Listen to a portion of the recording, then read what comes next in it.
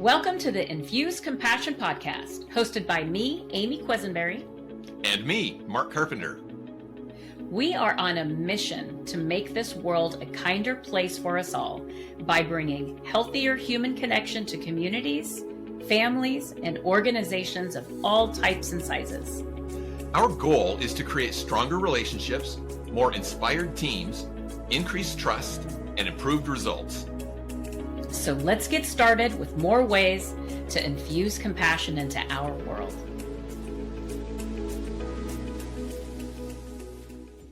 Welcome back to the Infuse Compassion podcast.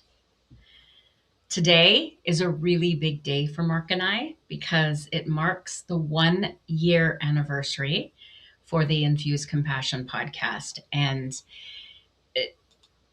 when you start out on something and you're like, hey, let's do this, you throw it out into the universe, you don't know what's going to happen. To be sitting here a year later and just completely blown away with all that we've accomplished. And when I say that, I mean all of these incredible guests that trusted us and said yes and showed up. I've heard this from a number of our listeners. Every episode is like a masterclass. Every time we have guests, it's like a masterclass. The wisdom and the brilliance and the heart and the life that these guests are bringing is so incredible. That's enough about what I think. I want to open it up to my co-host, my incredible co-host who trusted me when I said, hey, Mark, we should do a podcast. And he said yes. Mark. You know, and I think I said this in our first episode. That was the first time of many times, and all the times that people have said to me, Mark, you should do a podcast, that I actually thought, yes, we should do this, was when Amy brought this one up. Every other time I thought, no, and I've resisted it. This was the one time that it felt right. So huge credit to you, Amy, for getting the ball rolling on this and making this happen. But I also just want to honor our guests, and especially those guests that were our first ones out of the chute. I mean, when you ask somebody to be on a podcast and they go, well, can I listen to a few episodes? And you go, no, you can't because we haven't recorded it yet. This is what we're hoping to do. This is kind of the idea that we have. Are you in? And they actually said yes. And so just huge call out to those first few guests that we had. And we're going to try not to name names because we feel like we'll have to name everybody's name that we've had in the past year. But you know who you are. You're our first few guests who came on and made a difference. Go back and listen to episodes 1, 2, 3, 4. Get those guests on because they deserve a lot of credit for getting the ball rolling with this podcast. And so just huge shout out to them. 100%.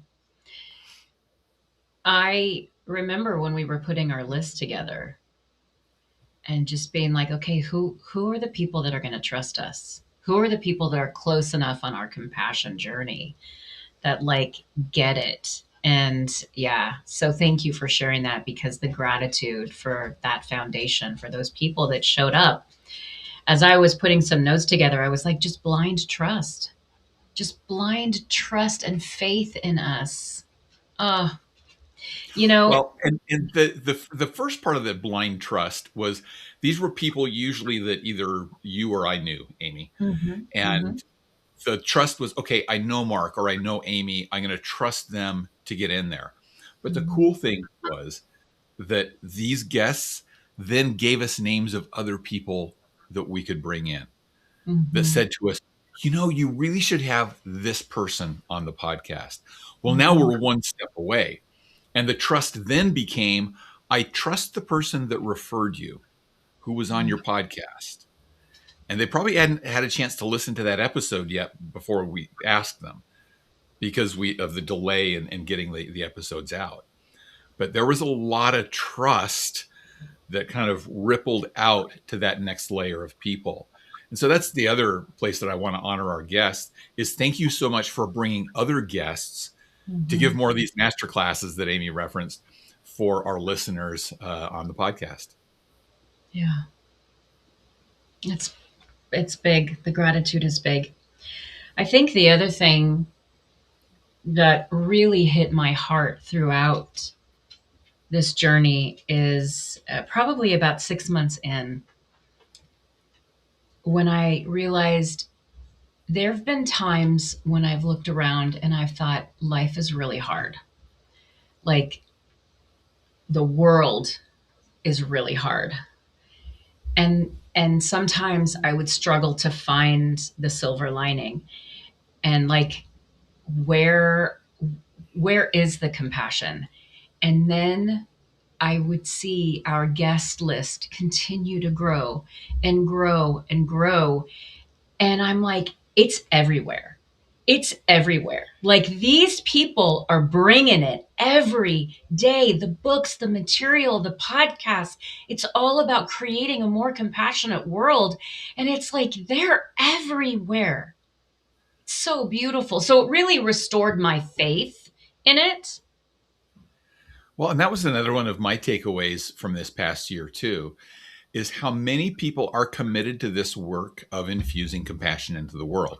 Now, we call it Infuse Compassion. They call it by a variety of different names.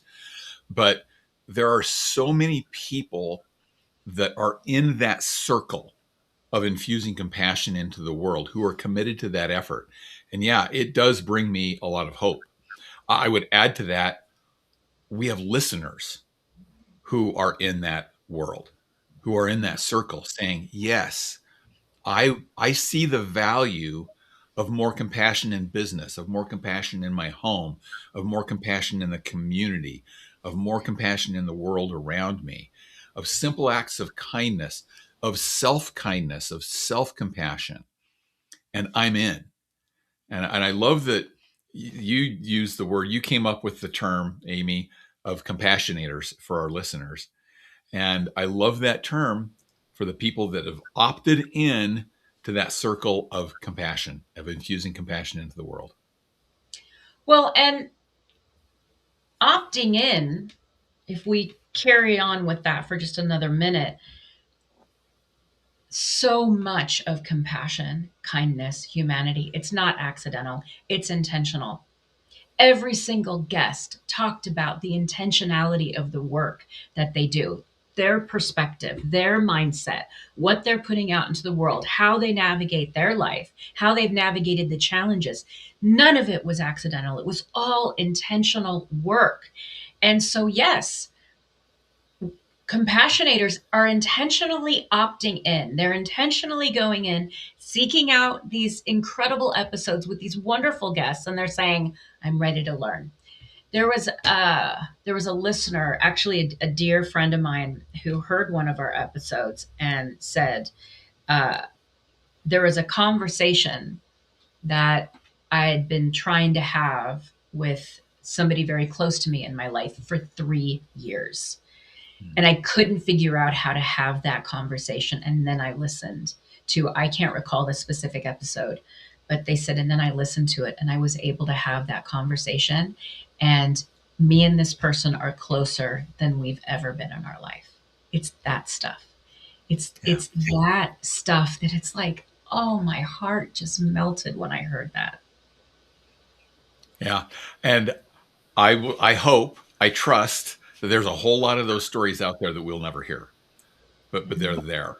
In fact, I'll share one. I'm doing this with some risk because it's about my daughter, and she hasn't given me permission to share this, but I'm going to do it anyway and run the risk. She had been listening to one of our episodes, and again, I can't remember which one it was specifically, but she was getting dinner ready, and she had asked her children, her 7 and 5-year-old, I think at the time, to pick up the markers that they had been using for some schoolwork and put them away.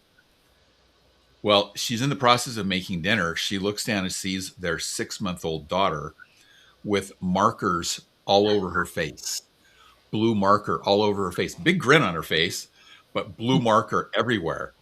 And she said, "Did you guys put those markers away?" And they said, "Yes." And I said, "Well, how did she get into markers? You didn't get them put away." And then she thought, you know what? They're kids. I can extend to them some compassion. Mhm. And as a little a thing as that is, I hope that's what we're helping people to realize out in the world is that if we give just a little more intentional compassion, it's going to make the world a better place for other people, but also for ourselves. I love that you went here with this, Mark, because I have a question for you. I know my answer, but I have a question for you. How has what our guests have shared changed you? Yeah, thank you. I think the word you used is the one that I'm going to go back to, intentionality. It's made me more intentional in thinking about what am I doing day to day? Not big picture, not just the work that I'm doing with Lead Like a Person and Master Storytelling, but what am I doing personally day to day to try to make things better for other people, to be more compassionate and to strengthen other people within my family, within my community, and within the work that I do. And so I think that's the intentionality part that I would call to. That's where I'm different than I was a year ago when we started this process. Mm. How about you? My toolbox has grown. My toolbox has grown extensively. I think about the and. I tell people about the and principle all the time, where you can be in a struggle and also be thinking about tomorrow and what's possible or have something else. Like there's just so many tools and tangibles and gifts and perspectives. I thought I had a broad perspective. I thought I had lots of tools, which, yes, I would agree. I did. Not like I do now. I feel like I've gotten better at being the person that I aspire to be. Like there's always growth. There's always opportunity for growth, right? I'm never going to be there, right? I'm never going to be completely there. But I feel like every single episode I get to learn more tools and more gifts that I then get to apply, and it just I'm a very people who know me know I'm very intense.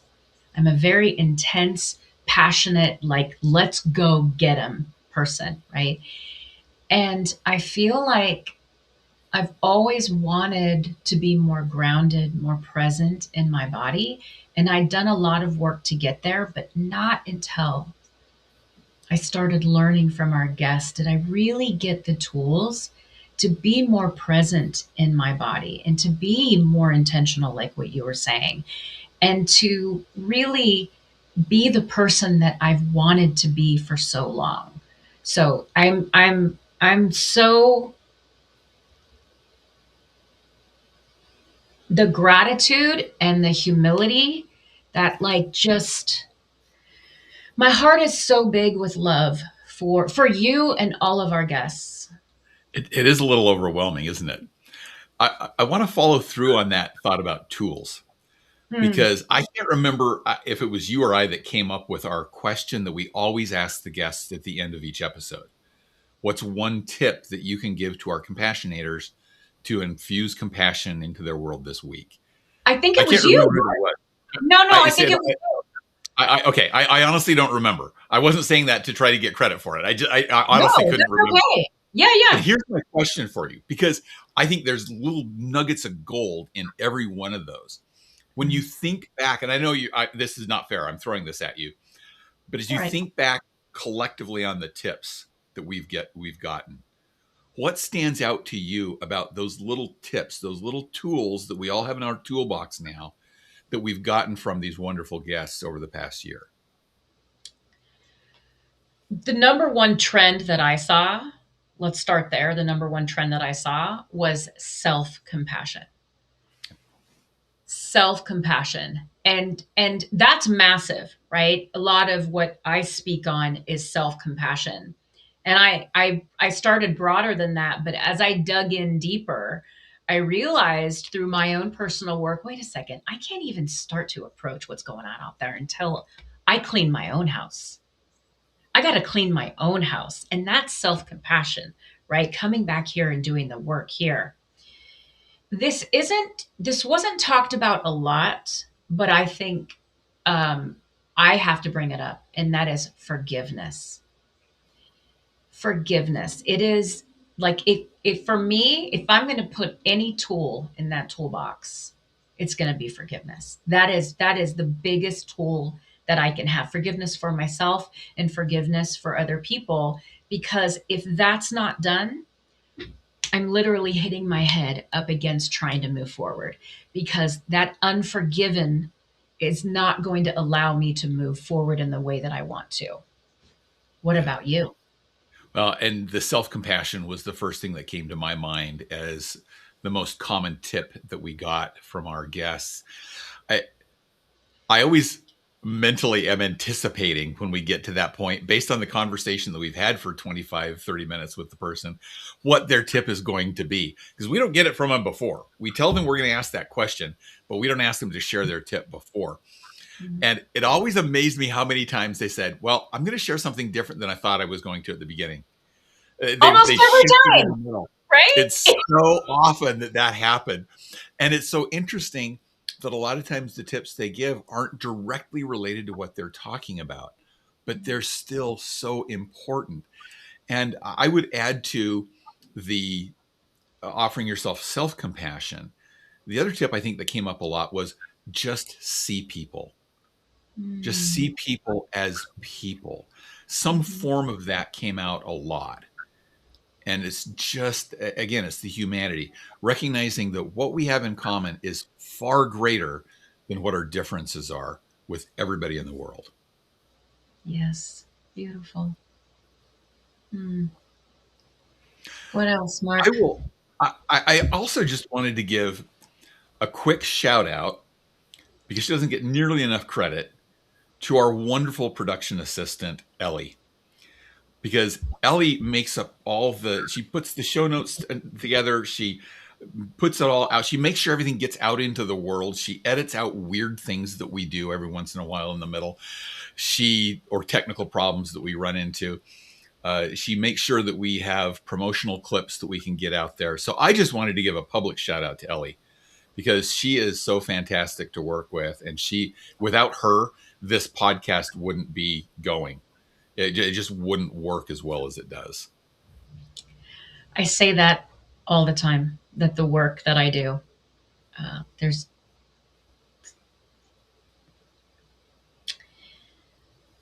we on one of the episodes we talked about angels, right? And I truly believe that the angels brought Ellie to us. Yeah. She's a Yeah, special, special person. right with you on that. And I'm also going to say just credit to you, Amy, for coming up with this concept in the first place. And it's Oh, been my honor to work with you and to see your vision come into reality and be just a little part of helping to make that happen. Because without you, this wouldn't have go. I wouldn't have come up with this idea. I wouldn't have come up with this contact with this content. I wouldn't have come up with this format of interviewing a guest one week and then discussing it the next week, so that we honor the guest's time by giving them a full episode. And so, full credit to Amy for all of those things to get the ball rolling with this podcast in the first place. you're so gracious, Mark. Thank you. I always like to say we can come up with ideas all day long, but unless you've got a driver like Mark that's going to be like, hey, let's go, let's do this. Remember after that conference, the Miami conference, the business show? Oh, sure, I can come up with an idea to have a conference and, a compassionate conference. Great. We can come up with ideas all the time. I left that conference feeling overwhelmed.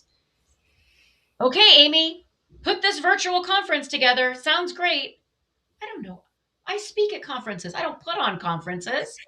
A week later, for those of you who don't know the story, it's in episode 1. So you'll hear the whole thing if you go back to episode 1. We're giving you the short version here. 1 week later, I get this email from Mark. Let's do this. Virtual compassion conference. Let's do this. And I was like, all I need is one. oh, I can't do this by myself. I don't want to do this by myself, but all I need is one. And through the planning of that conference, that's when I was like, hey, this is really big. We need to do a podcast. And you said yes. Well, okay, so let's tie all that together, because this goes back to a lot of what our guests have said too. We can't do this alone. The work of infusing compassion into the world requires each of us individually, but it also requires each of us collectively. And it's the working together that makes that happen, which is why I love that we've got this community here. And that ties to another point that I wanted to make, which is we've recorded a lot of our second year episodes already. And our lineup of guests just keeps getting better and better and better. We are at the point, and again, this is a credit to the guests that we had on in our first year, is that we now have people coming to us saying, I'm in on the compassion world, and I have a topic I'd love to talk about on your podcast. Mm-hmm. And we've gotten some incredible guests that way that we never would have gotten without those first guests coming on and setting the tone for what this podcast is about, so that that circle of infusing compassion can expand more and more and more over time. So stay tuned for the guests that we've got coming up, because I think you're really going to love a lot of the content that we have going forward. I love that you shared that, Mark. And I'm gonna add, because this is a huge success when I think about the longevity of the Infuse Compassion podcast. It's January 30th, 2026 right now. We are recording this on January 30th, 2026. Okay. And ready for this? We have enough episodes either recorded or scheduled to record between now and the middle of March to drop an episode every Tuesday until the middle of November 2026. Are you kidding me? Yeah. I'm like on my knees thanking, just again, the gratitude. When you put something out in the world, you want it to be successful. I never imagined that it would be this successful, that we could have a data point, a data marker like that. Yeah. And again, that just goes back to one of the big surprising aspects of this work for me is how many people are standing up and saying, yes, I'm in. Yes. I'm in on infusing compassion. A lot of times that type of work can feel a little lonely. There's a lot of negative voices out in the world that make you sound like you're the only one that's standing on the side of compassion. There's a lot of other people standing there with us. That's and right. It's gratifying to see that. And I'm just really excited for the guests that we've got coming up, the ones that we've recorded and the ones that we've got on the books already. It's going to be a fantastic year of episodes. Yeah. What else, Mark? That's it for me. I just, again, thank our listeners. Without you, this work wouldn't be helpful. We hope it is helpful to you, and we would love to hear more from you. What stood out to you in the first year of Infuse Compassion? What have you done differently? What difference has it made in your life? We would love to hear from you. You can come to us on our social media pages. You can respond in the show notes, particularly on YouTube. There's places that you can respond. We would love to hear from you and love to hear your perspective on what you've learned in this first year of listening to the Infuse Compassion podcast. What about you, Amy? How would you like to wrap us up? I think you said everything perfectly. We're good. Thank you. And thanks to everybody. You got another year of us. It's almost all booked up. So you got almost another year of us all ready to go. And that's our commitment. We're going to be here.